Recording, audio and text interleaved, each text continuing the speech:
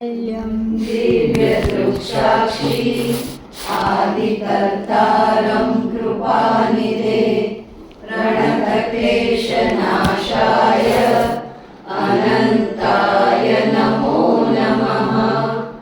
अल्पज्ञोऽहं सर्वज्ञोऽहं सत्शरणं युगलरूपं त्वं नमामि। भगवान श्री करुणासागर महाराज की जय। सत कैवल सारे।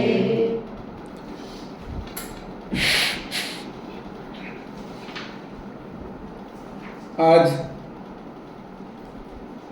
ઉલટ ક્રિયાનો 66મો ક્લાસ લેવાશે. તારીખ 25/8/2025 સોમવારે માસીના ઘરે કોપરસ્ટોનમાં.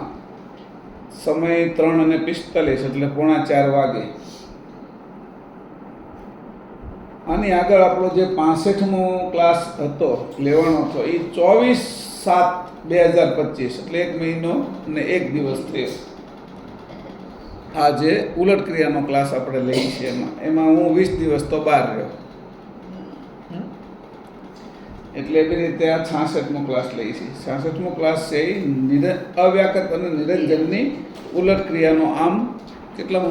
5મો છે ને? 5મો ક્લાસ કદાચ છે, બરાબર? ઉલટ ક્રિયાનો અવ્યાકૃત અને નિરંજનની. હા, એટલે હવે નિરંજન પણ એમાં બી ભેગું એટલે નિરંજન આવી ગયું. હવે આજે 66મો ક્લાસ છે. એમાં આપણે છે એ પંચમની અંદર 122, પછી 174 થી 178, 186 થી 187, 207 થી 208, 225 થી 226 અને 254 પરમકારણ દેહનું બંધારણ ત્યાં સુધીનું આપણે વાંચ્યું હતું. એની સાથે આ પણ વાંચી લીધું હતું 313 થી 314 પાન, બરાબર? હજી પાછા 353 પછી આવશે. હજી 313 અને 314 પ્રકરણ 7માં કાઢો. પછી હજી એ 353 અને 54 છે એ મૂળ ઉલટ ક્રિયા આવશે ને, પ્રકરણ 8 એ હજી આપણે થોડું બાકી રાખીએ. બંધારણને બરાબર સમજી લઈએ. ફરીથી આને એકવાર વાંચી જઈએ. જે 213 એમાં નીચેનો ફકરો છે 313. હા, ભલે માફ કરજો. 313 અને 314 એમાં 313માં નીચે છેલ્લો ફકરો છે એ વાંચવાનો છે જોરથી.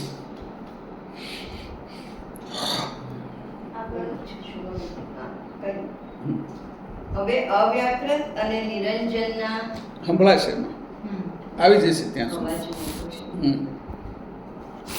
હવે અવ્યાકૃત અને નિરંજનના વિભાગની ક્રિયા સ્ત્રી પુરુષ બંનેને વિશે ભિન્ન ભિન્ન રહેલી છે તે કહું છું, જે સાંભળો. 4 દેહ સુધી એટલે કે સ્થૂળ દેહથી મહાકારણ દેહ સુધી સ્ત્રી પુરુષ બંનેમાં સરખા ભાગ રહેલા છે, પણ 5મા દેહને વિશે જ બંનેના દેહમાં ભિન્નતા રહેલી છે. તે અધિક ન્યૂન ભાગની ક્રિયા જે પ્રમાણે રહી છે તે કહું છું. 8 ભાગ નિરંજનના અને 2 ભાગ અવ્યાકૃતના, આ 10 ભાગે પુરુષ દેહ થયો છે. તે પૈકી 8 ભાગમાંથી 7 ધાતુને વિશે 7 ભાગ મેળવ્યા, તેણે કરીને પુરુષ દેહ થયો, અને બાકીનો એક ભાગ પિંગલા નાડીમાં મૂક્યો, એથી કરી આ નાડી પુરુષ રૂપ થઈ. હવે અવ્યાકૃતના 2 ભાગમાંથી એક ભાગ પિંગલા નાડી વિશે મૂક્યો, એથી કરી આ નાડી સ્ત્રી રૂપ થઈને રહી છે. બીજો એક ભાગ પુરુષમાં સ્ત્રી રૂપ થઈને રહી છે. ઓલી પુરુષમાં પુરુષ રૂપ થઈ અને આ પુરુષમાં સ્ત્રી રૂપ થઈને રહી છે. બીજો એક ભાગ રહ્યો, તેમાંથી અડધો ભાગ ઉપસ્થ ઇન્દ્રિયને વિશે તથા બાકીનો અડધો ભાગ નેત્રને વિશે મૂક્યો, એથી કરી સ્ત્રીનો ભોગ કરવાની તથા જોવાની ભાવના કરે છે. આ પ્રકારે 10 ભાગ મેળવીને પુરુષ શરીર રચ્યું છે. હવે સ્ત્રીના દેહની ક્રિયા કહું છું. 8 ભાગ અવ્યાકૃતના અને 2 ભાગ નિરંજનના, આ 10 ભાગ મેળવીને સ્ત્રીનું શરીર નિર્માણ કર્યું છે. તેમાં અવ્યાકૃતના 8 ભાગમાંથી 7 ભાગ 7 ધાતુમાં મેળવ્યા. તેણે કરી સ્ત્રીનું શરીર થયું. તેમાં તેની વામ નાડીમાં 1 ભાગ મેળવ્યો. એથી એ નાડી સ્ત્રી રૂપ થઈને રહી છે. સ્ત્રીમાં સ્ત્રી રૂપ થઈને રહી છે. હવે 2 ભાગ નિરંજનના, તેમાંથી 1 ભાગ પિંગલા નાડીમાં મેળવ્યો. આથી કરી આ નાડી પુરુષ રૂપ થઈને રહી છે. એટલે સ્ત્રીમાં પુરુષ રૂપ થઈને રહી છે. બરાબર. હા. બાકી 1 ભાગ રહ્યો, તેમાંથી અડધો ભાગ નેત્ર અને ભગન ઇન્દ્રિયને વિશે મૂક્યો. આથી કરી સ્ત્રીને પુરુષ ઉપર જોવાનો તથા ભોગ કરવાનો મોહ થાય છે. આ પ્રકારે અવ્યાકૃત અને નિરંજન ભાગની ક્રિયા સ્ત્રી પુરુષને વિશે થાય છે તે કહી. આ પ્રકારે ઈચ્છા વૃત્તિના 72 તત્વોના ભાગની ક્રિયા લઘુ દીર્ઘ ભાગ પ્રમાણે વર્તે છે તે કહી. હવે અહીંયા વિષય છે એને થોડો વિશેષ રીતે સમજીએ આપણે કે જે 2 ભાગ કીધું એમાં કે પુરુષ વિશે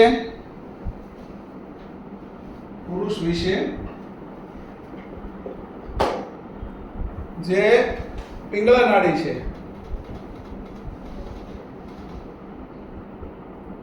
નાડી એ સંપૂર્ણ પુરુષ વિશે સંપૂર્ણ પુરુષ થઈ છે, થઈને રહી છે.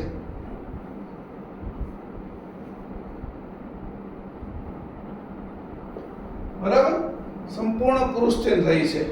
હવે પુરુષ વિશે ઈડા નાડી એટલે ઈંગલા નાડી સંપૂર્ણ નથી એટલે એ સ્ત્રી રૂપ થઈને રહી છે.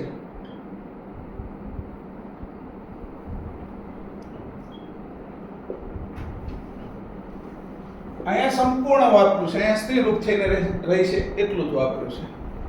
હવે અહીંયા સ્ત્રી વિશે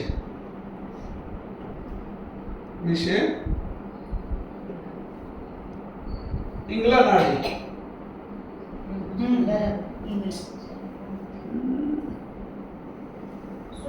પહેલી છે ને પુરુષ વાળી જ લઈએ. સ્ત્રી વિશે તે પુરુષ જ આગળ રાખીએ કારણ કે પેલો પુરુષ છે એટલે. સ્ત્રી વિશે પિંગલા નાડી પુરુષ થઈને રહી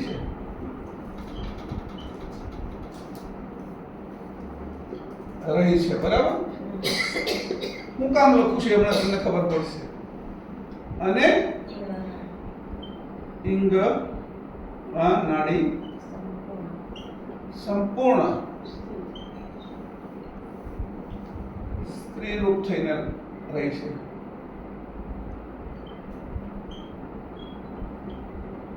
છે. બરાબર.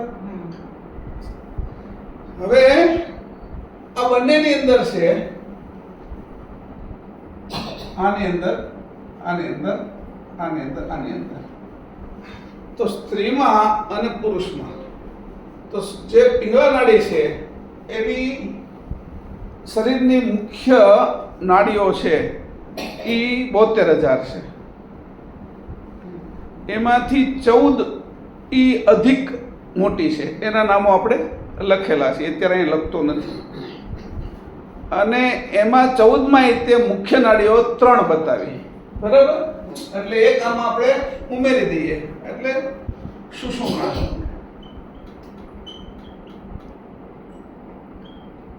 આ ત્રીજી નાડી થઈ ગઈ. બરાબર.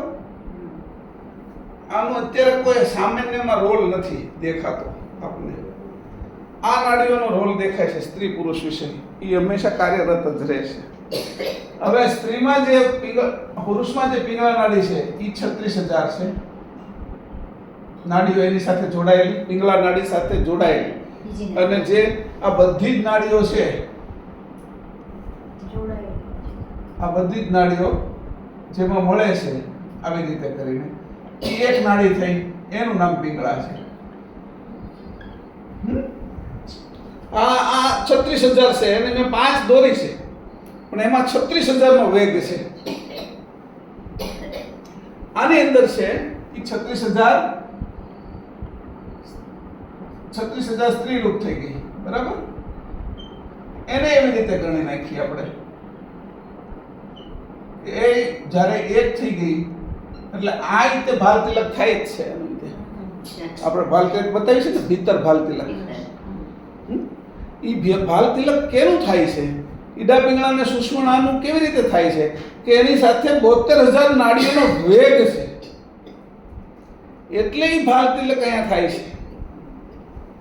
આ એક પિંગળા, બરાબર. આ 72,000 નાડીઓ થઈ. પુરુષ વિશે સમજાઈ દે એટલે સ્ત્રી વિશે આપણે સમજી લઈશું પછી. આ 72,000 નાડીઓ છે કુલ, બરાબર. કુલ નાડીઓ. આ નાડીઓ એનું યથારૂપે કામ કરે છે ત્યારે શરીર બરાબર ચાલે છે. એમાં મૂળ રોલ તો કોનો છે એ કે નિરંજન અને અવ્યાકરણ. આ રોલ આખો અહીંથી શરૂ થયો છે અને એનાથી આ બાજુનું જગત નિર્માણ થયું છે. એ નિર્માણની અંદર આ 72,000 નાડીઓ એનું કાર્યક્ષેત્ર છે. શરીરનું કાર્યક્ષેત્ર શું? તો કે 72,000 નાડીઓ. 72,000 નાડીઓની સાથે મેં કીધું એમ કે આ મુખ્ય નાડીઓ 3, ઈડા પિંગળા અને સુષુમ્ના, એની સાથે જોડાયેલી 10 ઇન્દ્રિય જે એના વિષયોને લઈને કાર્ય કરે છે. આ શરીર વિશે આટલું જાણી લો તો કે એના વિષયો લઈને ઇન્દ્રિયો કાર્ય કરે છે. સુષુમ્ના નાડી છે જે એની અંદર છે એ 10 નાડીઓ મધ્યમાં છે, વચ્ચે જે આપણું કરોડરજ્જુ છે એની વચ્ચેથી પસાર થાય છે આ નાડીઓ. પણ એ સુષુમ્ના છે એ અત્યારે એનું કોઈ રોલ વિશેષ દેખાતો નથી. જ્યારે કુંડલીની જાગરણ થાય છે ત્યારે જ એનું કાર્ય શરૂ થાય છે. બાકી આમ તો જુઓ તો 98% 99% લોકો તો આ નાડીનો વિશેષ ઉપયોગ કર્યા વગર જ મરી જાય છે. એટલે એને ખબર જ નથી કે આ સુષુમ્ના છે. એની અંદર 10 નાદ થાય છે.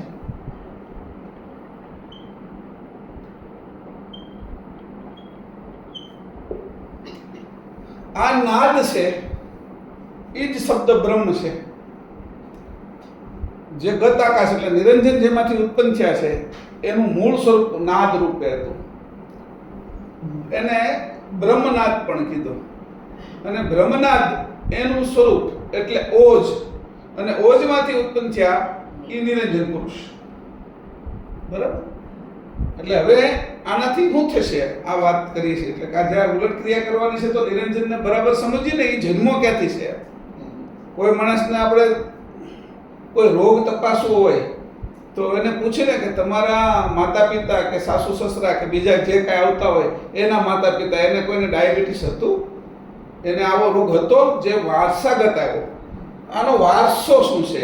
નિરંજનનો વારસો એ કયા વંશનો છે? નિરંજન એના માતા પિતા કોણ છે? એટલે એને કીધું એનું ગોત્ર આપણે ગણીએ. ગોત્ર શું છે એના ઉપરથી નક્કી થાય. એટલે આનું ગોત્ર છે એ આમ કીધું છે કે ભાઈ આમ તો નાદ ગોત્ર જ થઈ ગયું, આપણું નાદ ગોત્ર જ છે. તો નાદ ગોત્ર જે છે ગોત્ર, પણ એમાંય શું છે એનું ગોત્ર? તો કે એનું ઓજ, ઓજની અંદરથી ઉત્પન્ન નિરંજન પુરુષ થયા. પણ આ કઈ કામ લાગતું નથી. આ નિરંજન પુરુષને ઉત્પત્તિ કરવા પછીનો જે વિષય છે એને કોઈ 1% કદાચ, હું તો એવું માનું છું કે 1001 નીકળે વ્યક્તિ કે જેને આ સુષુમ્નાનો જીવન દરમિયાન સ્વાભાવિક ઉપયોગ કર્યો હોય. ઘણા તમારા કપડા એવા હશે કે તમે વર્ષ 2 વર્ષ નહીં પહેરતા હો, ઘરમાં પડ્યા રહ્યા છે.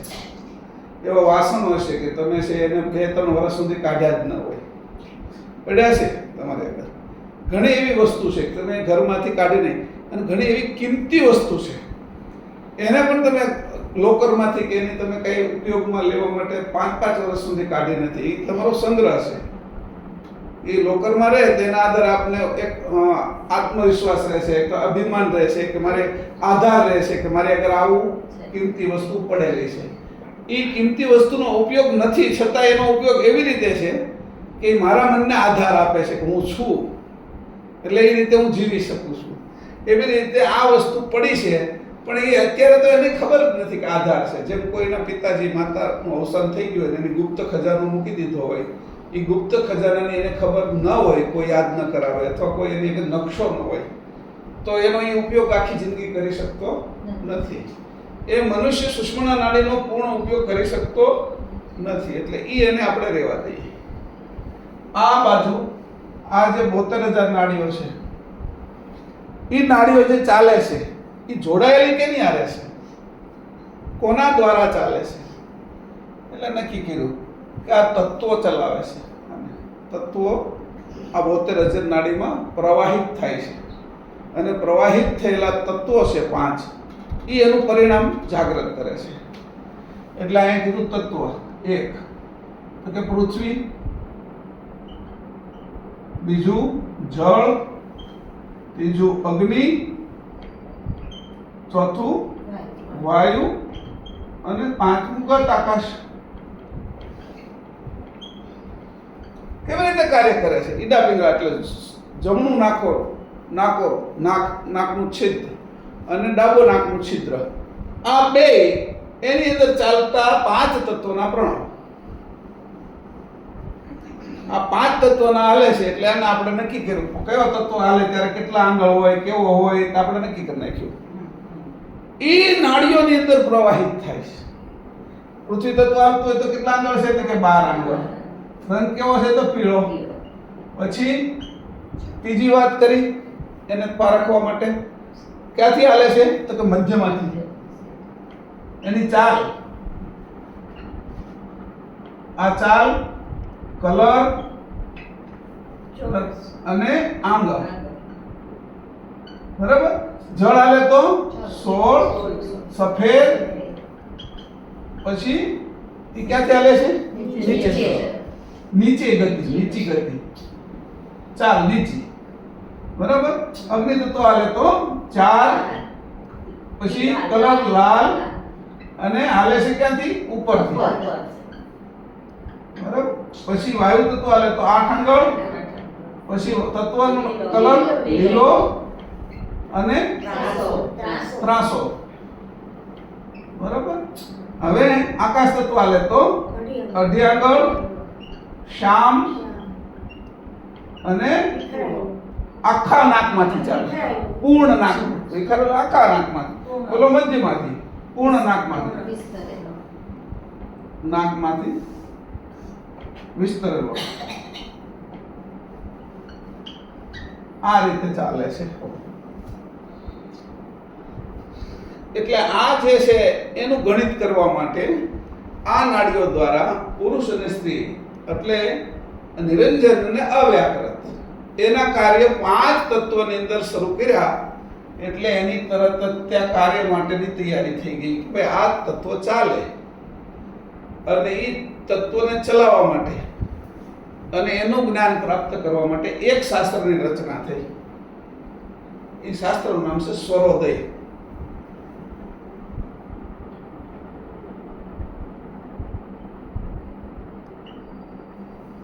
શાસ્ત્ર કયું કે સર્વોદય, સ્વરનો ઉદય કરવો. કયો સ્વર છે? ઈડા પિંગળા અને સુષુમ્ના.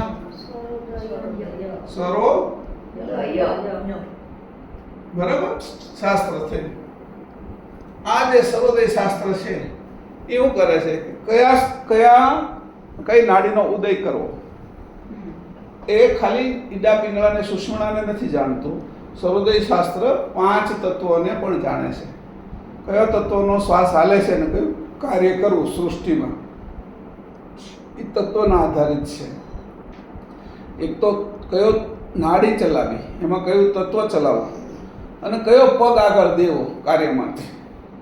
અથવા કોઈને અગર હું કામ કરવા જાઉં છું, અથવા કોઈ પણ પ્રકારનું મને કોઈ રોગ થયો છે તો હું દર્દી છું અથવા હું ડૉક્ટર છું, તો હું મારું કયું તત્વ ચાલતું હોય, કઈ નાડીમાં ચાલતું હોય, અને વેદરાજની બાજુમાં કઈ દિશામાં બેસું તો મને સારું થાય, ત્યાં સુધી શાસ્ત્ર છે. અને વેદ કઈ દિશામાં બેસે દર્દીની, એના ઉપરથી નક્કી થાય કે એને દવા બરોબર થશે, કારણ કે એના પોતાના નાડી સાથે જે દર્દીની નાડીને પણ સેટ કરે છે. અને એ બેની જ્યારે એક લિંક થઈ જાય છે એટલે એનું વાઈફાઈ શરૂ થઈ જાય છે. એટલે પહેલાનું જે દર્દ છે એની જે બરાબર સંવેદના છે એ એની અંદર પહોંચે અને જે એને પૂર્ણ દવા કરે કે એને ખબર પડી જાય કે આ નાડીની અંદર એને તકલીફ છે અને એની અંદર આ ઔષધિથી આ નાડીની અંદર અથવા આ તત્વની અંદર સુધારો આવશે અને એ પ્રમાણે એની દવા કરે. એટલે એક બીજું શાસ્ત્ર તૈયાર થયું આના આધારે. સૂર્યોદય પછી કયું? આયુ બરાબર શાસ્ત્ર. જો નિરંજનની અંદરથી આ હું થાય છે એટલે આ આખું શાસ્ત્ર તૈયાર થયું. પેલો તો સ્વરનો ઉદય થઈ ગયો, એનાથી સ્વરથી મટાડવાવાળા લોકો હતા પણ સ્વરથી ન મટી શક્યું જે લોકોને, જે જડ થઈ ગયા હતા એના માટે દવાઓ પણ જડ કરવી પડી. બરાબર છે? એટલે દવાઓ જડ થાય અને દેખાતું નહીં હોય એટલે વાંધો નહીં. તમને વાય છે કોઈને તો ઓછું કરી નાખ્યું. એટલે એનું થયું એ રીતે શાસ્ત્ર થયું. પેલું છે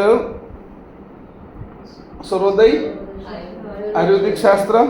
હવે આ પંચતત્વનું ગણિત કરે છે એટલે આમ જોઈ કરીએ તો તત્વશાસ્ત્ર, તત્વજ્ઞાન અથવા તત્વશાસ્ત્ર, તત્વજ્ઞાન, કારણ કે આને જાણવું પડે એમ છે તત્વને. એટલે એવું એક શાસ્ત્ર પણ છે તત્વને, કે તત્વની બારીકાઈ તો જાણે છે ને, જે ઊંડા ઉતરે છે એના માટે. સરોદય જાણે છે એના ઉપર છેલ્લું જ્ઞાન હોય છે.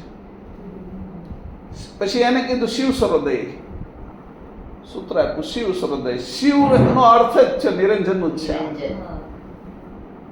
શાસ્ત્રને આપણે લઈ આપણે નિરંજન અહીંયા મૂકી દીધા છે પહેલા, કે તું જ્યારે કામ કરવા જાશો ત્યારે શિવ સરોદય છે એનો આધાર, એટલે નિરંજનના આધારે જા તું તો આ જગતમાં બધે કાર્ય કરી શકે તું સારું, અને એનું પરિણામ શિવ એટલે કલ્યાણ કરનારું આવશે.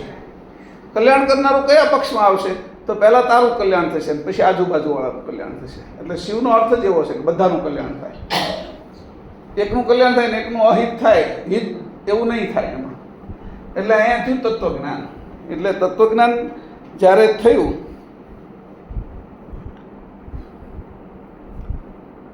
હવે આ નાડી વિજ્ઞાન સાથે છે એ એક શાસ્ત્ર. નાડી વિજ્ઞાન સાથે 5 તત્વો સાથે આ આપણા શરીરની અસર છે અને એ અસરો છે એ મહદ ક્યાંથી આવે છે. એટલે એક શાસ્ત્ર થયું એનું ગ્રહ વિજ્ઞાન. ચોથું છે એ ગ્રહ શાસ્ત્ર, ગ્રહ વિજ્ઞાન નહીં, હમણાં જ્યોતિષ નહીં આવે, ગ્રહ વિજ્ઞાન ખાલી. ગ્રહ વિજ્ઞાનની અંદર શું થયું તો આની અંદર એના 5 ભાગ પડ્યા. એક, જે ભૂમિ તત્વના જે ગ્રહો હતા એવા, એટલે ભૂમિ તત્વના ગ્રહોમાં કોણ આવે કે મંગળ, ચંદ્ર, પછી ચંદ્ર કેમ આવશે? હા, મંગળ અને બુધ. બરાબર. પછી જળમાં નહીં, પૃથ્વી નો આવે, પૃથ્વી જળમાં આવે. ચંદ્ર અને શુક્ર જળમાં આવે છે. શુક્ર અને પૃથ્વી, આ ભૂમિ તત્વ છે, આ પૃથ્વી છે, એ જળ 71% છે, એટલે એ જળનો ગ્રહ છે. આ પાછા એટલું યાદ રાખજો, કારણ કે જેની ટકાવારી વધારે છે ને એ ભૂમિ તત્વ ઓછું છે આપણા શરીરમાં. આપણા શરીરમાં આ જ છે વ્યવસ્થા. એટલે જે વધારે છે એને ગણ્યું. પછી પાંચેયની અંદર થોડું થોડું તો બીજું રહેવાનું છે. પૃથ્વી નહીં આવે એમાં. હું તને એ ભલે તમે ગણો, અત્યારે હું જે અહીંયા તમને જે સમજાવું છું ને એના વિજ્ઞાન નહીં હિસાબે સમજો, કારણ કે પૃથ્વી તો પછી પાછળથી નિર્માણ થઈ છે. અને 4,32 કરોડ વર્ષ સુધી તો જળનો જ ગ્રહ હોય છે આ. સમજો? પછી એમાંથી પૃથ્વી નિર્માણ થઈ થોડો ભાગ છે, અને એનો પેલો પૃથ્વીનો ભાગની ઉપર આપણે પૃથ્વીમાં રહીશ ને એટલે અસર પૃથ્વીની વધારે થાય છે. આપણે જળમાં રહેશે ને જળની વધારે અસર થાય છે, એટલે અસરના કારણે આપણે પૃથ્વી તત્વ કહીએ છીએ એને. બરાબર છે? તમે અસરના કારણે કહેતા હોય એવું મારું નથી કહેવું, આ રચનાના કારણે હું કહું છું. હા, પૃથ્વીનું જ છે ને અસ્થિ ભાગ, પણ એ કેમાંથી થયું? એટલે એ પૃથ્વીમાંથી થયું છે. એ પૃથ્વીમાંથી એટલે ભૂમિ તત્વનો ભાગ છે. પૃથ્વી છે એ ગ્રહ તરીકે લીધી છે આપણે. જે આ હાડકા છે એ ભૂમિ તત્વના, એ પૃથ્વીના નથી. આ પૃથ્વી છે. પૃથ્વી ગ્રહ તરીકે લઈ છે, તત્વ તરીકે નથી લેતા. તત્વમાં હાડકા થયા છે, પછી આપણે શું કર્યું? પૃથ્વીમાં ભૂમિ ભૂ એટલે આમ તો જળ જ કહેવાય છે. ભૂને પૃથ્વી કહી દીધું છે આપણે. બરાબર. હવે ત્રીજો છે અગ્નિ તત્વ. એના ગ્રહો કે સૂર્ય. બરાબર. ચોથો છે વાયુ. એના ગ્રહ શનિ અને ગુરુ. હવે બોલો અગત આકાશ તત્વ. આકાશ તત્વ એના ગ્રહો રાહુ અને કેતુ. કારણ કે એ છે નહીં, પણ એવી ચાલ થાય છે, ની જે જગ્યાઓ નિર્માણ થાય છે, ચંદ્ર અને પૃથ્વીની જે ગતિ, એ જે ગતિનો જે આમ પૃથ્વી ફરતી હોય, આ સૂર્ય છે, બરાબર, એની આજુબાજુ આ રીતે પૃથ્વી ફરે છે. બરાબર. આ પૃથ્વી છે અને પૃથ્વીને આ ચંદ્ર ફરે છે. બરાબર. હવે આ ચંદ્ર છે એ બે જગ્યાએ આ જે રેખા છે ને સૂર્ય પૃથ્વીની એને કાપે છે. એક આ જગ્યા છે અને એક આ જગ્યા છે. જ્યારે એ નીચેથી ઉપર જાય છે આ ચંદ્ર, ત્યારે છે એ રાહુ કહેવાય છે, અને ઉપરથી નીચે જાય છે ત્યારે કેતુ કહેવાય છે. એટલે આ કેતુ થાય અને આ રાહુ થાય. એ બે આભાસી ગ્રહો છે, એટલે આકાશના ગ્રહો છે. વાત સમજાય છે મારી? આવી રીતે જે તૈયાર થયું એનું નામ છે ગ્રહ વિજ્ઞાન. સ્પષ્ટ રીતે થોડું સમજજો, કોશિશ કરજો. હું જે આમાં કંઈ ભૂલ પડતી છે તો હું પણ સુધારો કરીશ. બરાબર. પણ અત્યારે આને ગ્રહ વિજ્ઞાન તરીકે લીધું. હવે આ ગ્રહ વિજ્ઞાન શાસ્ત્ર થઈ ગયું. ગ્રહની સાથે ગ્રહની અસરને થોડી વ્યવસ્થિત કરવા માટે એક શાસ્ત્રનું નિર્માણ થયું. કારણ કે અમુક ગ્રહોની અસર ઓછી હોય, વધારે હોય મનુષ્ય, પશુ, પક્ષીના શરીર ઉપર, તો એને બેલેન્સ કરવા માટે એટલે આપણે કોઈ વસ્તુ પહેલા ત્રાજવા આવતા, હવે તો ઇલેક્ટ્રિક કાંટા થઈ ગયા એટલે ત્રાજવાની જરૂર નથી, પણ એને બેલેન્સ કરવા માટે બે ત્રાજવા રાખે. આ બાજુ વજન મૂકવાનું એને વજનિયા કીધા, અને આ બાજુ વસ્તુ મૂકવાની જેનું આટલું વજન કરી નાખ્યું. તો એને તોલવા માટેની જે આખી પદ્ધતિ છે એને બરાબર કરવા માટેની એક પદ્ધતિ છે. અમે પતંગ ઉડાડતા હોઈએ તો પતંગ ત્રાસો રહેતો હોય તો એક બાજુ એને નમન બાંધવામાં આવે અથવા નીચે પૂંછડું બાંધવામાં આવે, એટલે એ તો સ્થિર રહે. સમજો? એટલે કોઈ માણસને હોતી અમુક વસ્તુઓ છે એની સ્થિર. તો આને સ્થિર કરવા માટે જે પૃથ્વી ઉપર એ ગ્રહના અનુકૂળ એવા જે પથ્થર હોય એને પછી રત્ન કહેવામાં આવ્યા, અને એનું એક વિજ્ઞાન હતું, એનું કીધું રત્ન વિજ્ઞાન. બરાબર. પાંચમું છે રત્ન વિજ્ઞાન. વિજ્ઞાન શાસ્ત્ર ગણીએ. બરાબર. આ બધા શાસ્ત્રો છે. હા, નિરંજનમાંથી હું હાલે છે એની આખી ખબર પડે એટલા માટે મેં તમને કીધું. તમે કહેશો કે આરો વિષય તો નવો લઈ આવ્યા તમે આખો. બરાબર. હવે એને પછી સમજાવવું છે ને મારે, એટલે કરું. પછી આનાથી એવું થયું કે આ ગ્રહોને, રત્નોને મારે જોડવા છે. તો મારી માનસિક ગ્રહ છે એ જોડાય છે શરીર હારે, તો માનસિક સ્થિતિ હારે જોડવા છે. એટલે એક વિજ્ઞાન છે મંત્ર વિજ્ઞાન.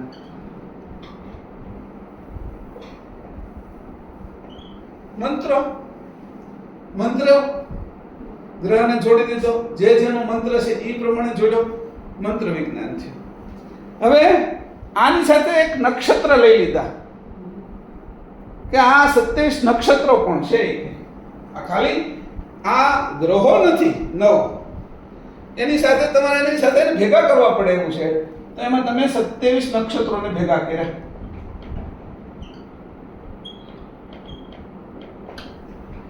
હવે આ નક્ષત્રો, ગ્રહો, એનાથી 12 રાશિઓ થઈ.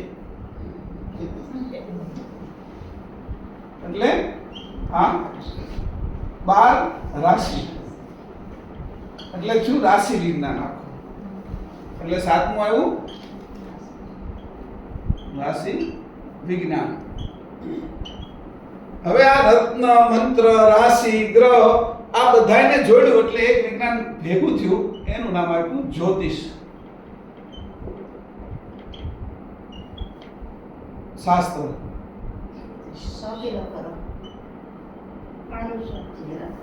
જ્યોતિષ બરાબર છે, ફાડ્યું કરો.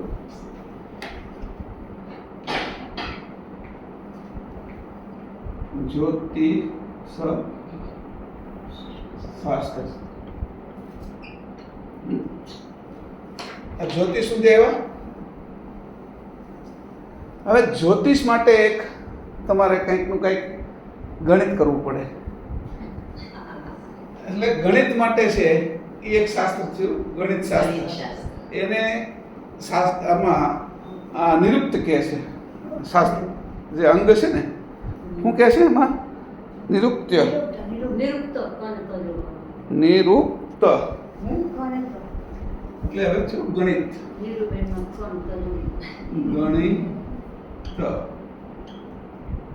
ગણિત જ્ઞાન. હવે એને કાઉન્સમાં કરી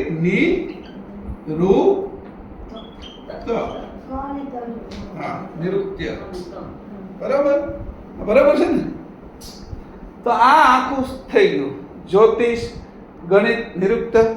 પણ આ બધું તમારે કોઈને સમજાવવું છે એટલે એક ભાષામાં તમારે લિપિબદ્ધ કરવું પડે. એટલે એક પ્રકારનું શાસ્ત્રનો વિકાસ થયો. એનું નામ છે શ્લોકો, મંત્રો, એ બધા જેમાંથી બને એનું નામ કહેવાય છંદ. એટલે છંદ શાસ્ત્ર થયું આખું. છંદ. છંદ બનાવવાની રીત શું છે કે છંદ આડાવાળા ન બની જાય. ઈ એના બરાબર દીર્ઘ, લઘુ, આ તે એને બરાબર તમારે સ્વરની પેલું કરવું પડે. એટલે એક શાસ્ત્રનો વિકાસ થયો. એનું નામ છે વ્યાકરણ.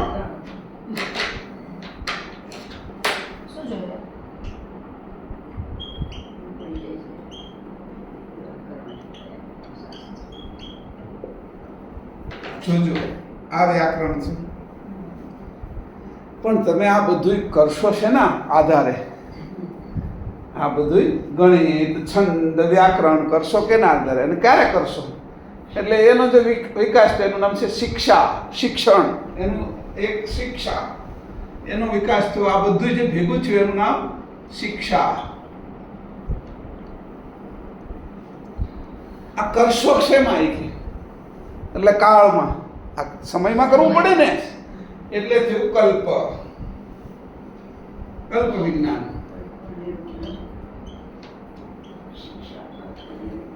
હવે જે મેં અહીંથી શરૂ કર્યું, આ 1, આ 2, આ 3, આ 4, આ 5 અને આ 6, આ શું છે? વેદના અંગ. 6 અંગ છે. એને વેદાંગ કીધું. કાઢું ક્યાંથી? કે કાઢું ક્યાંથી તમે?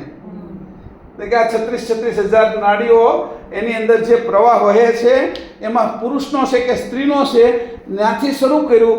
પુરુષનો છે તો નિરંજનનો, અને સ્ત્રીનો છે તો અવ્યાકૃતનો. આ જ ત્યાંથી શરૂ કરીને જે કાંઈ આખી રચના થઈ એ વેદાંગ થયું. આ આપ્યું છે ક્યાં? તો કે વેદમાં. એટલે 4 વેદોની અહીંયા ગણતરી થઈ ગઈ. હવે આના આધારિત પછી કેટલાય શાસ્ત્રો થયા. એમાં વાસ્તુશાસ્ત્ર આવી જાય, પછી કઈ કહેવાય ને અનેક આપણા રસોઈ શાસ્ત્ર છે, શિલ્પ શાસ્ત્ર છે, નૃત્ય શાસ્ત્ર છે, અંક એ તો આવી જાય આમાં આપણે ગણિતમાં. ઈ જ્યોતિષની અંદરના વિષયમાં લઈ લે ને તું. એ કંઈ બહુ ગણિતની અંદર કાલે કા જ્યોતિષમાં ન્યુરોલોજી તરીકે લે કે ગણિત તેનું કરવાનું હોય તો તારે આંકડા લેવાના હોય તો ગણિતમાં ને જો એને એ હું અસર કરે છે એ લેવાનું હોય તો જ્યોતિષમાં લે. વાત સમજી છે? એટલે એવું શાસ્ત્ર હતું નહીં, પણ આ બેયને ભેગું કર્યું ને એટલે એક શાસ્ત્ર કરી નાખ્યું. એવા કેટલાય થાય એમ મારું કહેવું છે તને. આ બધા એને એક પ્રકારનું પાક શાસ્ત્ર બન્યું, રસોઈ. હવે સીધું દવા નથી આપણે ખાવી, તો એ કે ભાઈ તમે છે એ આવો પાક બનાવો, એ કે આ છોકરાને ભાવશે એમાં દવા આવી જશે, કે આટલા આટલા ઓહળિયાનું બનાવજો એ કે. એટલે કે બહેનો માટે કે અમુક સમયે કે એના માટે ગુંદર પાક કરો, અમુક સમયે મેથી પાક કરો અમુક ઋતુમાં. એટલે આ બધું શરૂ થયું, પાકશાસ્ત્રની આખી રચના ઋતુએ બદલાય. એવા અનેક શાસ્ત્રોની રચના થઈ, પણ એ મુખ્ય આધાર તો અવ્યાકૃત અને નિરંજન જ છે. અહીંથી શરૂ કરીને અહીંથી શરૂ કર્યું આપણે.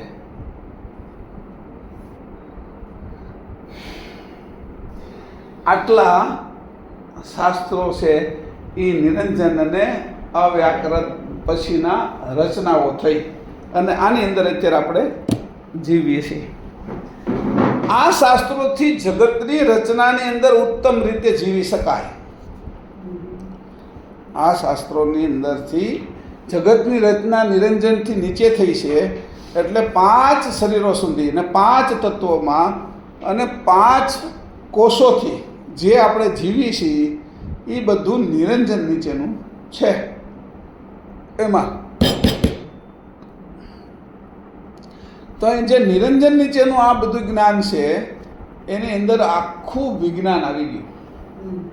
અને આ રીતે જ્યારે દુનિયાની સામે કોઈ પણ મૂકે ત્યારે એને ખબર પડે કે આ આખું સ્પષ્ટ વિજ્ઞાન એ કરતા કૈવલનું છે અને પરમગુરુથી જ આવ્યું છે, નકર આની કોઈને ભાન ન પડે. હવે આ 72,000 નાડીઓની અંદરથી મારે નીચેનું બધું બરાબર હાલશે, પણ મારે નિરંજન ને અવ્યાકૃતની ઉપર જવું છે તો ઉલટ ક્રિયા કરવી પડશે, કે આ બધાની અંદરથી મારે મારું સ્વરૂપ ખેંચવું પડશે. હવે મારું સ્વરૂપ રહ્યું ક્યાં છે? તો કે આ તો તમે 5 તત્વની અંદરની જ વાત કરી, ને 5 તત્વની અંદરની જે વાત કરવામાં આવી આનું નામ આપ્યું પ્રપંચ. આનું નામ છે પ્રપંચ. અહીંથી લઈ ગઈ પ્રપંચ. એ કેનો છે? કે 5નો તત્વ અત્યારે નહીં ગણીએ, પણ 5નો છે. આ પ્રપંચ 5નો છે.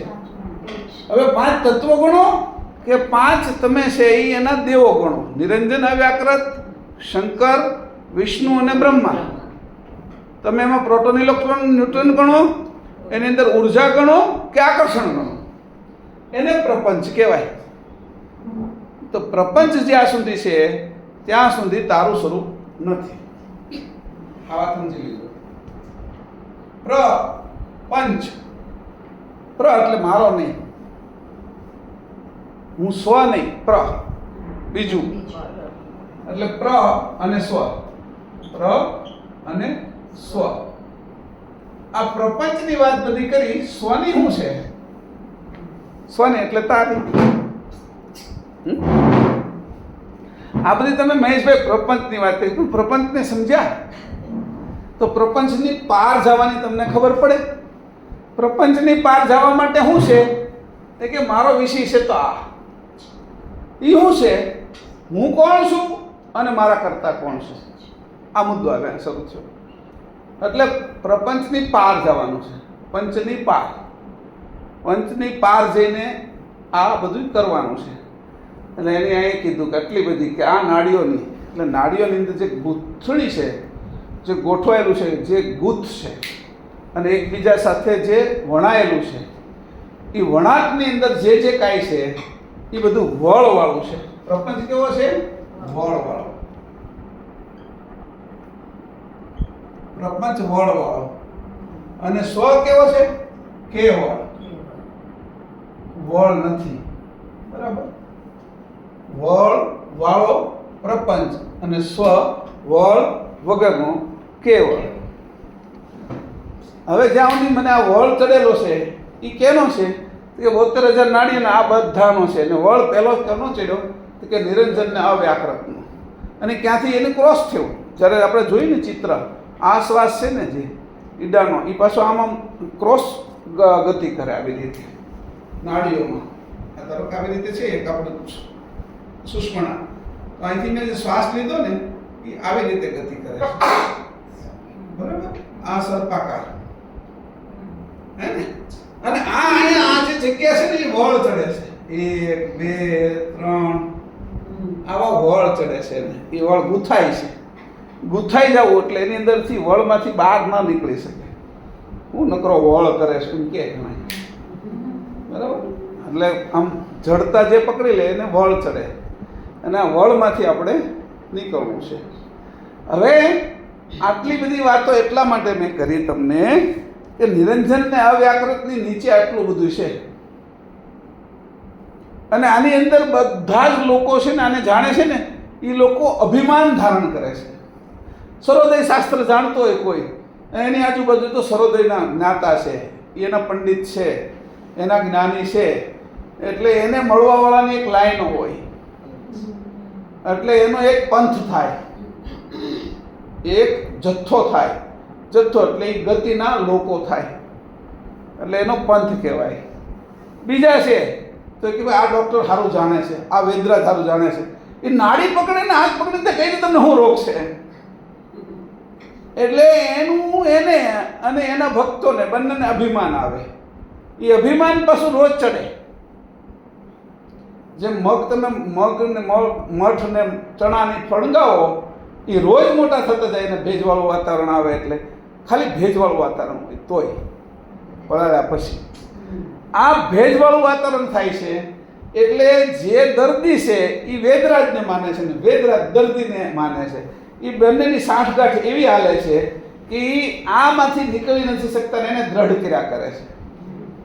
જન્માંતર સુધી આ પ્રક્રિયાઓ એના ચિત્તની અંદર, દેહના ચિત્તમાં અને જીવના ચિત્તની અંદર બેસી જાય છે. એટલે એને મુક્તિનો કોઈ માર્ગ મળતો નથી. બધા જ પછી તત્વજ્ઞાન છે તો એ તત્વજ્ઞાન છે એ ક્યાં મોટું જાય તો કેવું સાંખ્ય શાસ્ત્રમાં તત્વજ્ઞાનનું વર્ણન કર્યું, વેદાંત શાસ્ત્રની અંદર તત્વજ્ઞાનનું વર્ણન કર્યું, અને આ તત્વજ્ઞાન જાણે છે. પછી અમુક લોકો છે સ્વાધ્યાય પરિવારની અંદર છે એ તત્વજ્ઞાન નામનું એક માસિક નીકળે છે, એનું એક બુક નીકળે છે. એ કે તત્વજ્ઞાન છે એમ, પણ તત્વનું એમાં કોઈ જ્ઞાન ન હોય. એમાં બધા ઋષિ મુનિઓની જે વાતો લખી હોય ને એના પ્રસંગો હોય. એ પ્રસંગોની અંદરથી ભાવનાઓ ઉઠે અને એ ભાવના પ્રમાણે એ ભાવાવેશની અંદર કાર્ય કરે. એને એ તત્વજ્ઞાન સમજે. જે અશ્મિ મોટો લગાડવાનો છે એને તત્વજ્ઞાન સમજે. તો તત્વજ્ઞાન, ગ્રહ વિજ્ઞાન, આટલું ગ્રહ વિશે જાણે છે, આ રત્ન વિજ્ઞાન, આ જ્યોતિષું લાઈન લાગે માં બોલ એટલે પછી ભાઈ તમારે અમે તમને દેખાડવું છે, અમારી કુંડલી દેખાડવી છે, અમારું જન્માક્ષર બતાવવા છે કે તો તમે ક્યારે અમે મળીએ. તો વિદેશથી ફોન આવે, આપણે તો આટલું કરીએ. જે મોટા મોટા જ્યોતિષો તેની ફી કેટલી તો કે ₹1,00,000.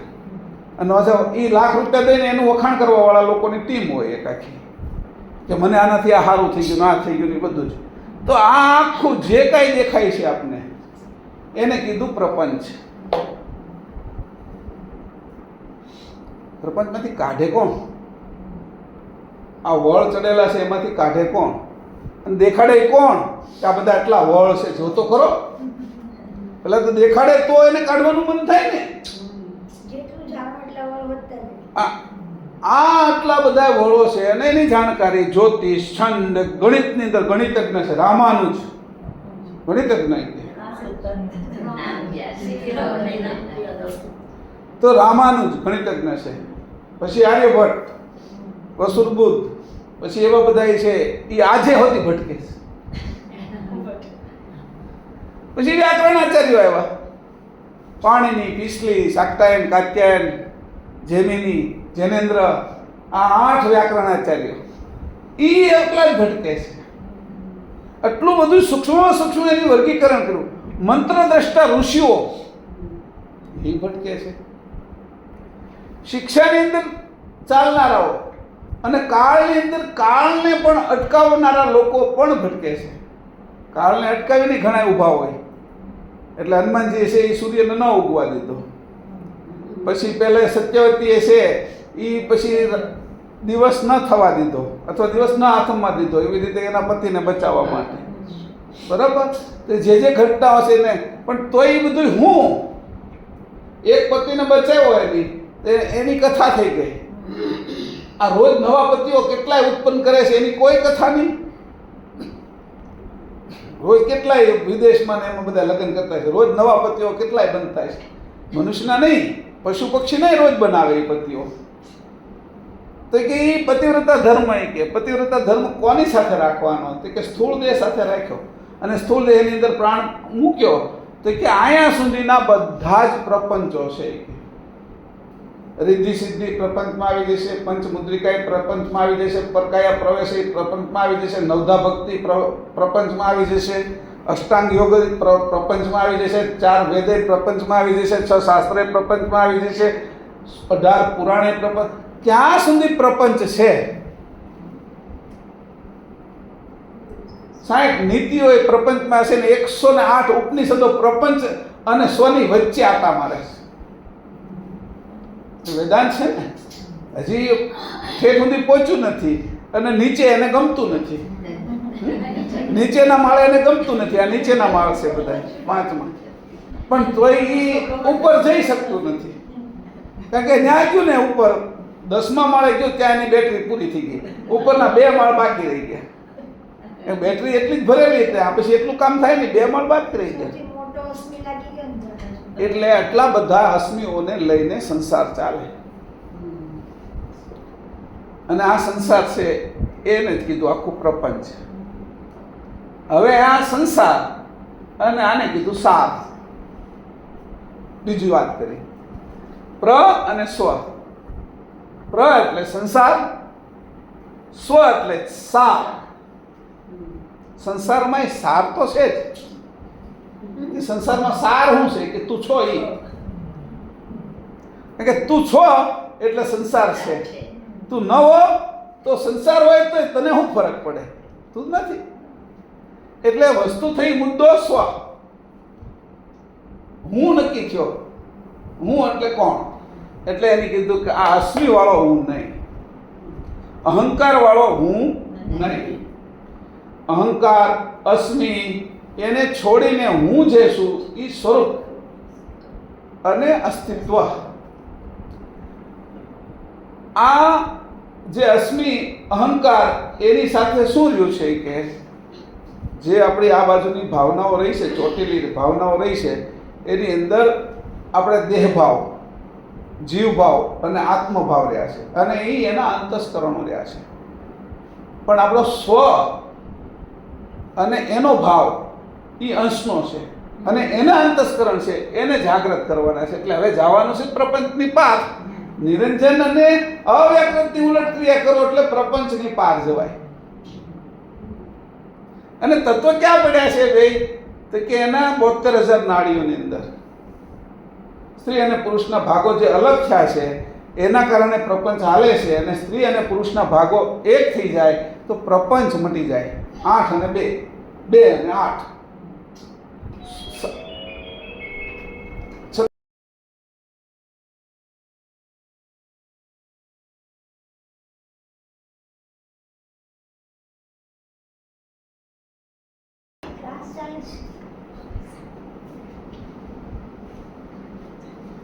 એને એક રૂપ કરવી પડે. આ એક રૂપને કરવા માટેની વ્યવસ્થા હું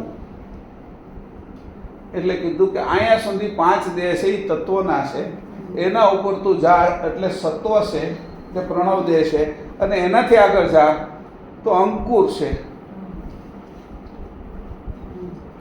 આ બધું તારે જો બહાર જવું હોય તો અંકુરને તારે જાણવું પડે.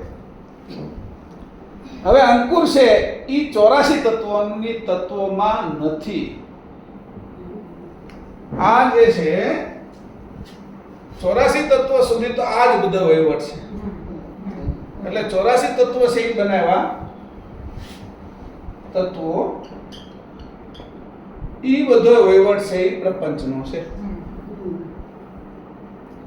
જ્યાં સુધી 84 તત્વો એટલે પ્રકાશ ધર્મ વૃત્તિથી નીચે અવિકાસ, વિકાસ અને કુંભસ સંજમભોગ વૃત્તિ છે એ વર્ગજ્ઞાન અને કાળ ચક્ષસત્વ અને 72 બીજા આ બાજુના તત્વ અને બાકી એની સજીવન વૃત્તિ, ક્રિયાવૃત્તિ અને અંશવૃત્તિને બાદ કરી દો. હે અત્યારે તો આ અંશવૃત્તિ આ બાજુ આવી છે એટલે 84 જેના છે. એ જ્યારે ઉલટ થશે ને ત્યારે 84 માંથી વૃત્તિને આ બાજુ લાવ્યા છે એટલે 84 માં આવી છે. એનો આ વહીવટ છે. આ એક જ વૃત્તિને છેલ્લી જે અંશવૃત્તિ છે એને જ બહાર કાઢવાની છે. અત્યારે ક્યાં છે? હા 83 એટલે 84 ની થઈ ગઈ. એ હતી નહીં 84 ની, એ તો તું હતો. એ તત્વો વાળી થઈ ગઈ. આ અંશવૃત્તિ છે જે અંશ નહીં થયો. હા 84 માં જે આવી છે એ અંશ નથી, અંશની વૃત્તિ. એ વૃત્તિને ઉલટાવી દો અને અંશમાં મેળવી દો. જે મારી દ્રષ્ટિ ગઈ છે એને ઉલટાવીને મારી આંખમાં મેળવી દો તો આંખ 100 રૂપે થઈ જાય. દ્રષ્ટિ ગઈ એને પાછી લાવી લીધી મેં. મને આવડતું હોય તો જે મેં વાણી બહાર કાઢી એને હું પાછી ખેંચી લઉં તમારા કાનમાંથી. હું વાણી બોલું અને તમારા કાન સુધી આવી પણ મગજ સુધી પહોંચે અને એમાં સ્ટોર થાય ની પહેલા હું પાછી ખેંચી લઉં તો હું છે એ પૂર્ણ થઈ જાઉં. આંખથી હું તમને જોઉં અને તમને એની અહેસાસ થાય કે મને આ જોવે છે, નોટિસ કરો તમે. એની પહેલા હું પાછી ખેંચી લઉં એટલે પૂર્ણતા મારી છે. એમ તમારી અંદર નથી આવી, એનો સ્ટોર ન થવા દીધો, મેં પાછું ખેંચી લીધું મારું. પૂર્ણતા મારે આ બે એવા ઉદાહરણ મેં આપ્યા તમને કે જે સમજાય. દ્રષ્ટિ જાય જ છે ને, વાણી તમારા સુધી પહોંચે જ છે ને, તો બંનેને તમારી અંદર સ્ટોરેજ થાય પહેલા લઈ લો, ખેંચી લો પાછી. તો મને ઉલટ ક્રિયા કરતા આવડ્યું એવું સમજાય.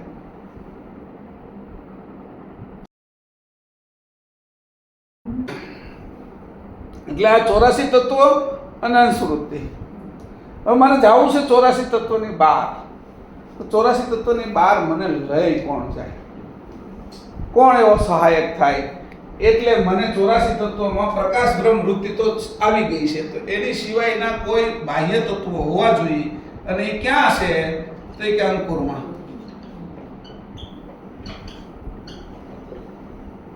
કયા તત્વો છે? તો કે ચૈતન્યતા તો હું જ છું, એટલે ચૈતન્યતાને ન લીધી. ઐશ્વર્યતા તો બ્રહ્મ છે, એને ન લીધી, કારણ કે બ્રહ્મ છે એ આ પંચતત્વની બહાર છે. એટલે એને હું પંચતત્વની અંદર આવેલી છે એમાં તે નૂરતાને હું નથી લેતો કે કઈ જડ છે, પણ પ્રવાહી છે, જે ગતિ આપે છે. એવા 3 તત્વો છે. કયું? જળ, અગ્નિ અને વાયુ. જળ હારે હું જોડાયેલું છે તો કે બુદ્ધિ, અક્કલ. પછી અગ્નિ હારે હું જોડાયેલું છે? સુરતા. અને વાયુ હારે હું જોડાયેલું છે? આરત. આ ગતિ કરાવનારા તત્વો છે. પહેલું તો જળ જ છે, પૃથ્વી તત્વ. એની અંદર ગતિ નથી. એમાં ગતિ ઉત્પન્ન થાય તો સમજી લેવાનું કે આ 3 તત્વોનો આધાર છે. એમાં મૂળ ગતિ પવનમાં, એમાંથી ગતિ આવી વાયુમાં, પવનમાંથી આવી અગ્નિમાં, અગ્નિમાંથી આવી જળમાં. બરાબર? હવે એ મારે અત્યારે 3 વસ્તુનું ધ્યાન રાખવાનું છે. હું તો છું ચૈતન્યતા, એટલે છઠ્ઠો આપન પુમહી ચીને કોઈ સંત સહ્યાર. પંચુકી ઇલમ કહું. અમે તમને અત્યાર સુધી શું કીધું? 5 તત્વોની ઇલમ. પંચુકી ઇલમ કહું. મિલન કી મલતાન. કઈ વસ્તુ છે કે મિલન કી મલતાન. છઠ્ઠો આપન પુમહી ચીને કોઈ સંત સહ્યાન. છઠ્ઠી વસ્તુ છે આપન પુ. અને એ છઠ્ઠી એટલે એને પછી કીધું કે એને કોઈ ચીની લે તો એ કે સહ્યાનો સમજી લેવાના, હોશિયાર સમજી લેવાના. સમજણ? એટલે આકાશ તત્વ તો શૂન્ય જેવું છે એવું જ આ જે ગત આકાશ ને અવિગત બે, આમ તો આકાશ તત્વ હરખા છે, અકર્તા જ છે બે. કે આ ગત આકાશ છે એ કાળું છે, એમાં નિર્વાણ થાય છે, અને ઓલું પ્રકાશ વાળું છે બ્રહ્મ. પણ બંને છે એ ગત અને અવિગત બે આકાશ જ છે મૂળ. એટલે બેને એકમાં જ લઈ લીધા ઐશ્વર્યતામાં. સમજણ? એટલે એ ઐશ્વર્યતાની મારે હવે કામ અહીંયા નથી. મારે વહીવટ આ પૃથ્વી ઉપર રહેવું હોય તો આ ત્રણનો ઓર બનાવવાનો. જેમ ત્રણનો ઓર, જીભે હું ઓર બનાવ્યો કે એને કાંઈ ચોટતું નથી. એની કોઈક એવું પડ કર્યું છે જીભે ઉપર કે એને ચિકાશ ચોટતી નથી. એ પડની મને નથી ખબર, હું એના વિશે જાણતો નથી. કે મુખમાં અગ્નિ તત્વ છે અને જીભ ઉપર વરુણ જળ તત્વ છે. અગ્નિ અને જળનું એવું બંધારણ કર્યું છે કે જીભને કોઈ દિવસ છે એ જે ચિકાશ ચોટે જ નહીં.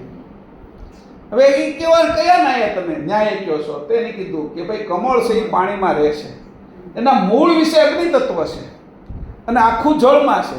પણ મૂળનો જે અગ્નિ તત્વનો ભાગ છે એને એવો આવરણ કરી નાખે છે કે એની ઉપર પાણીનું ટીપું નાખો તો પણ એ સરી જાય. અને પોષણ પછી એ જ પાણીમાંથી લે. પોષણ લેવાનું અને એમાં ચોંટવાનું નહીં, એને અડવાનું નહીં, એનાથી નિર્લેપ રહેવાનું, લેપાયમાં નહીં થવાનું. એ રીત છે એ તત્વની રમતના કારણે એને આવડી ગઈ. આવડી કોની શીખવાડ્યું એને? તો કે જે જીભ છે એ શરીરમાં રહે છે મુખમાં, એમ પાણી કમળમાં રહે છે. એવી રીતે બાળક છે એ માના ઉદરમાં રહે છે પણ ચોંટી નથી જતું. એ પોતાનો વિકાસ એના આધારે ખેંચીને કરે છે પણ એની હારે એક નથી થઈ જતું, ઓર બનાવે છે. આ ઓર બનાવવાની રીત છે એ આપણે આ બધાથી અલગ રાખે છે. એટલે એ શું છે કે સુરતા, અકલ અને આરત. આ તત્વો છે એની અંદર એવી ભાવના દ્રઢ થઈ જાય છે કે આ તત્વનો હું ઉપયોગ કરી રહ્યો છું અને સંસારમાં રહ્યો છું તો સંસારની અંદર રહું, પોષણ સંસારનું લઉં, પણ છતાંય મને છે આ ત્રણ જે તત્વ છે જે અંકુરમાં છે, જે 84ની બહાર છે, એ 84ની બહાર રહેલા તત્વોનું જ આવરણ કરવું. આમ તો આ મૂળ છે. સુરતા છે એની અંદરથી રૂપ માત્રા નીકળે છે અને રૂપ માત્રાનો અગ્નિ તત્વ બને છે. અક્કલમાંથી રસ માત્રા નીકળે છે અને રસમાંથી છે એ જળ તત્વ બને છે. અને આરત છે સ્પર્શ માત્રા એમાંથી બને, આરતમાંથી સ્પર્શ માત્રા નીકળે અને સ્પર્શ માત્રામાંથી વાયુ તત્વ બને છે. આ માત્રાની ઉપરની વસ્તુ છે એટલે એનો ઓર કરી લેવાનો, સજાતી એને દૂર રાખે. હવે જે પાણીની અંદર બાળક રહે છે એ પાણીની અંદર એ પાણીનો જ પડ બનાવે છે. જે ઓર બનાવે છે એ પાણીનો જ બનાવે છે. એટલે માતામાં રહેવા છતાં માતાથી અલગ રહી શકાય છે. એમ આ પ્રપંચમાં રહેવા છતાં સ્વએ રહી શકાય છે. એવી આ ગતિ કે સંસારમાં રહેવું છે અને મારે સ્વએ રહેવું છે. પાણીમાં રહેવું છે અને પાણીને અડવા નથી દેવું. શરીરમાં રહેવું છે અને શરીરની ચિકાશને કોઈ અડવા નથી દેવી. એવું આવરણ કરી નાખવું છે. એ આવરણ એમાંથી જ બનાવવાનું, પણ એ તત્વ છે એ બહારના લેવા પડે. જે જળ તત્વો આ બાજુના થઈ ગયા છે, જે એ તત્વને ન લેતા અને આ તત્વનું આવરણ કરવું, એ આવરણ છે એ અંકુરમાં છે. આની ઉલટ ક્રિયા કરવાની વાત છે. જે આ સુરતા, અક્કલ ને આરત એ તમને ઉલટ ક્રિયાની અંદર મદદ કરશે. એ જે મદદ કરશે એનાથી આ 72,000 નાડીઓ એક રૂપ થઈ જશે અને છેલ્લે સુષુમ્ના થઈ જશે. સુષુમ્ના દ્વારા તમે બહાર નીકળી શકશો. એ માર્ગ છે વચ્ચેનો. મૂલાધારમાંથી જો જાય તો અપાન વાયુ એને ઉપર ચડાવે. લિંગ સ્થાને યોનિ સ્થાનેથી જાય તો એને પ્રાણવાયુ જળ તત્વનો ઉપર ચડાવે. ઓલો ભૂમિ તત્વનો છે એ આજ્ઞાચક્ર સુધી પોગે. આ છે એ બ્રહ્મરંધ સુધી ચડે. નાભી તત્વથી જો જાય ચડે તો એ રોશન સમીરા છે, એ બ્રહ્મરંધની બહાર કાઢી નાખે. એટલે ક્યાંય અંદર રહેવા જ ન દે તમને. ઘાટમાં તમને અઘાટ સ્વરૂપ ઉત્પન્ન કરે. ઘાટ તમારું સાધન, એને તમે વાપરી શકો. ઘાટ એ હું નહીં. જો હું ઘાટ છું એવો જો ભાનમાં રહું તો સમજી લેવાનું પ્રપંચમાં જ છું. ઘાટનો મારે ઉત્તમ ઉપયોગ કરવો છે અને આ ઘાટનો ઉત્તમ ઉપયોગ કરવાનો મારી આગળ સમય મૃત્યુ સુધીનો જ છે, વધારે સમય છે નહીં. આટલો મનુષ્ય શરીરનો શ્રેષ્ઠ ઘાટ મને મળ્યો છે એની મને ભાન હોવી જોઈએ પહેલાં તો, કે હું આ મનુષ્ય શરીરની અંદર જ કરી શકું. પછી શું થાય, જ્યારે મૃત્યુ આવે ને ત્યારે દાપણ આવે આપણને. એ કેવું રાંડ્યા પછીનું ડાપણ. પતિ હોય ત્યારે સમજી ન શક્યા, પૈસા હોય ત્યારે એને સમજી ન શક્યા, પાણી હતું ત્યારે એને જાળવી ન શક્યા, વીજળી હતી તો એનો બરાબર ઉપયોગ ન કરી શકે. એ બધાય તત્વોનો ઉપયોગ તમે સાચો કરો, સારો કરો કે ન કરો, એની અંદર કાંઈ વાંધો નથી. પણ આપણા મનુષ્ય શરીરનો સમય થોડો હોય અને આ મનુષ્ય શરીરનો શ્રેષ્ઠ ઉપયોગ ન કરી આની બહાર જવા માટે, તો આમ શરીરમાં આવ્યા છે આ સાધનનો મેં સારો ઉપયોગ ન કર્યો એવું આપણને છેલ્લે લાગશે. એ અત્યારે લાગવું જોઈએ. આ સાધનનો મેં સારો ઉપયોગ ન કર્યો. કારણ કે જ્યારે છોડવાનો આવશે ને ત્યારે ખબર પડશે કે સાધન હતું. ત્યાં સુધી તો એમ લાગશે કે હું છું. ભેદ કહું છું. ખબર ક્યારે પડે છે કે આ સાધન હતું? જ્યારે છોડવાનું આવશે ત્યારે ખબર પડશે કે આ સાધન હતું જેમાં હું હતો. હું સાધનથી અલગ છું એ તો છોડવાના સમયે ખબર પડશે. અને એ પડે તો પડે, નકર બેભાનમાં મરે પશુઓની જેમ. તો હું એવું સમજુ કે અત્યારે તે હું સાધન છું, તો હું આનો કેટલો સારો ઉપયોગ કરી શકું. ઘણી વખત એવું બને કે અમુક યુવાની વહી જાય ને પછી આપણે કહીએ આ યુવાની હતી ને ત્યારે મેં આ ન કરી લીધું, કે આટલું બાકી રહી ગયું. હવે હું પસ્તાવા. જ્યારે બધા પક્ષીઓ છે એ આખું ખેતર ચણી ગયા પછી હું પસ્તાવો કરો? ચીડિયા ચૂક ગઈ ખેતી. હવે કરો પસ્તાવો. તો પસ્તાવાથી કામ થવાનું નથી. એટલે પહેલાં તો માની લો પ્રપંચની બહાર જવું છે એટલે આ સાધન છે એમ જ્યારે માનવાનું શરૂ કરશો એટલે એક ઓર થઈ જશે. ઓરની શરૂઆત ક્યાંથી થશે? કે હું જ્યારે માન્યતા મારી રાખું છું કે આ મારું સાધન છે, આ સાધનને મારે શ્રેષ્ઠ વાપરવું છે, આવી જ્યારે મને ખબર પડશે, એને હું જ્યારે સમજીશ, એટલે સાધનને વાપરવાની રીતો મને પરમ ગુરુ જાણ આપશે. પછી કે આ સાધનને કેમ વાપરવું. ઘણી વખત છે એ સારામાં સારી ઔષધિ હોય ને એ આજુબાજુ ઘરની આજુબાજુ એના ઉપર પગ મૂકીને, પણ રોગ આપણે એ ઔષધિ પીને તો મટી જાય એવો હોય, એને રોગિષ્ટ હોઈએ આપણે, પણ છતાંય છે એ ઔષધિની જાણ ન હોય અને ઔષધિનો ઉપયોગ કરવાની ખબર ન પડતી હોય તો આપણે રોગિષ્ટ રહીને ઔષધિની યાદ પડી રહે. એટલેથી એની પ્રક્રિયા કરીને મોઢામાં ન નાખી તો રોગ ન મટે. હવે આ તો સામાન્ય રોગની વાત છે, આ તો ભવરોગ મટાડવા માટેનું શરીર છે. પ્રપંચની પાર જવા માટે નિરંજનને અવ્યાકૃતની ઉલટ ક્રિયા કરવાની છે. નિરંજનને અવ્યાકૃતની ઉલટ ક્રિયા કરવા માટે હું ઘાટથી પર છું એ પહેલાં માન્ય કરવાનું છે. છેલ્લે માન્ય થાય એ કરતાં પહેલાં કરવું, એમ હું કહું છું તમને. આખરે તો આ કરવું જ પડવાનું ને તમારે બધાને. મારે બધી જેટલા એ શરીર છોડ્યા છે ને છોડી રહ્યા છે ને છોડવાના છે એ બધા આખરે તો એ માન્ય કરવાનું કે આ શરીર હું નથી. આ લખીને આપેલું આ સત્ય કહેવાય ને. આને કહેવું સત્ય.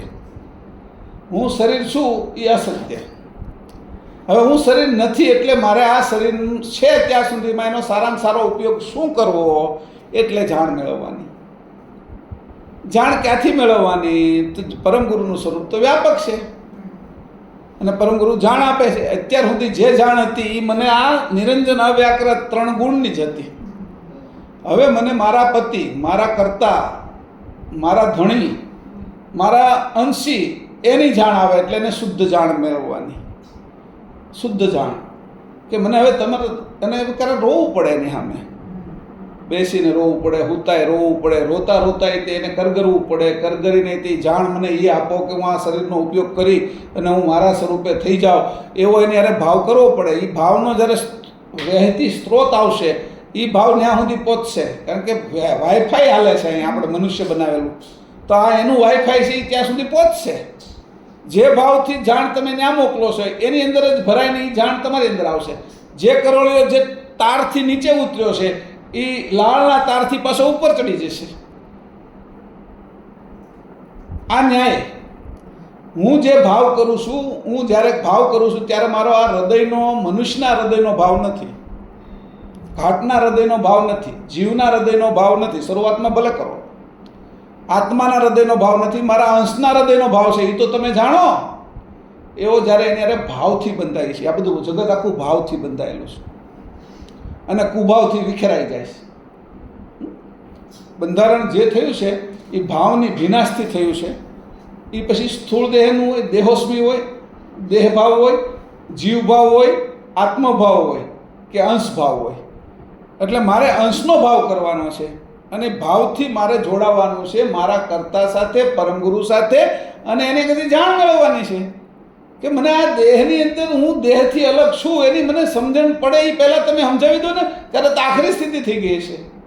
ત્યારે તો હું રોગિષ્ટ થઈ ગયો છે, શરીર પડવાનું હશે, મને લોકો ઉચકતા હશે, પગ કામ નહીં કરતા હોય, આંખ જોઈ નહીં શકતી હોય, કાન બરાબર સાંભળી નહીં કે હે કરતા હશું, દાંત ચાવી નહીં એકતા હોય. આવી સ્થિતિઓ થઈ ગઈ. એ પહેલાં મને તમે સમજાવી દો ને, મને જાણ આપો ને કે આની ઉલટ ક્રિયા શું છે. આ મનુષ્ય શરીરનો હું સારામાં સારો ઉપયોગ હું કરી લઉં, મને આ તમે શીખવાડો ને. અને એના માટે અંશથી પ્રાર્થના કરવાની, અંશના હૃદયથી, અંશના ચિત્તથી. જે આપણે આ જે આખો મહિનો આવ્યું એ જે આપણે નર્વેદ ચિંતામણી, એની અંદર અંશની જ વાત કરી છે. અંશનો ચિત્ત, એને સ્વચિત્ત કીધું છે. અને બાકીના બધા ચિત્ત છે એ પરચિત્ત છે, એ પ્રપંચવાળા છે. સ્વચિત્ત છે એ મારું પોતાનું છે. અને એનાથી મને પ્રાર્થના કરતા આવડી જાય. એ પ્રાર્થનાથી હું ઘાટ નથી અને ઘાટનો મારે ઉપયોગ કરવાનો છે અને એનો સમય પૂરો થાય ત્યાં સુધીમાં કરવાનો છે. આવો દ્રઢ નિશ્ચય કરવાનો. અને એ જ્યારે દ્રઢ નિશ્ચય કરશો ત્યારે આ વાત ગુપ્ત છે નિરંજન અવ્યાકૃતની. નિરંજન અવ્યાકૃતની પાર જવું છે એ ગુહ્ય વસ્તુ છે, રહસ્યવાળી છે. એ રહસ્યવાળી વસ્તુ કોણ શીખવાડે મને? ઘાટથી અલગ લઈ કોણ જાય? પરમગુરુ સિવાય કોણ લઈ જાય મને? મારું છે કોણ? અહીંયા દેખાય છે એ પતિ તમારા છે, આ શરીર તમારું છે, એ તો શરીરના પતિ છે.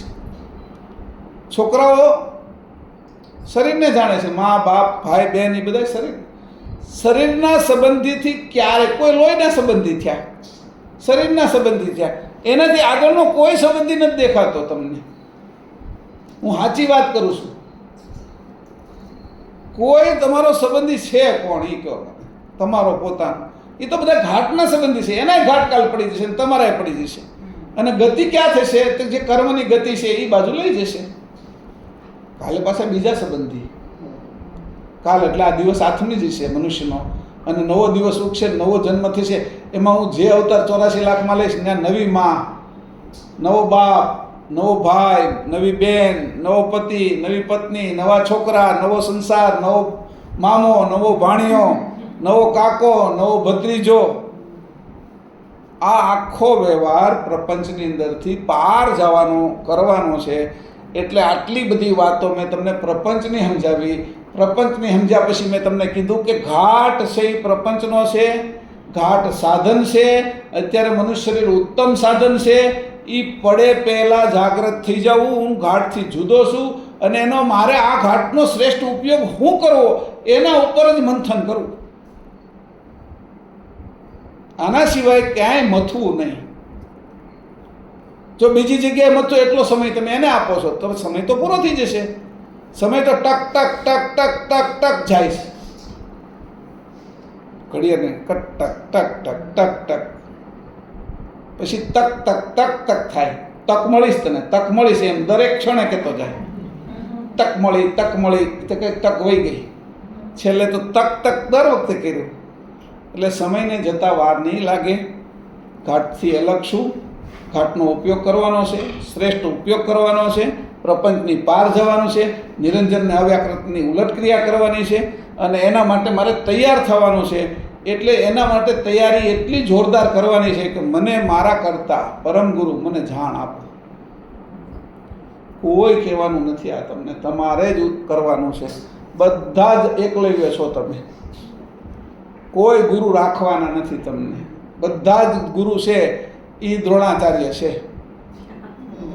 કોઈ તમારે આગળ કાંઈ નથી એને દેવાનું. એકલવ્ય આગળ કાંઈ હતું નહીં. દ્રોણાચાર્ય ગુરુ તો રાજા રજવાડાના જે છોકરાઓ હોય, રાજકુંવરો હોય એને રાખે. આપણે કોણ રાખે? આપણે થાવ ગરીબ છીએ.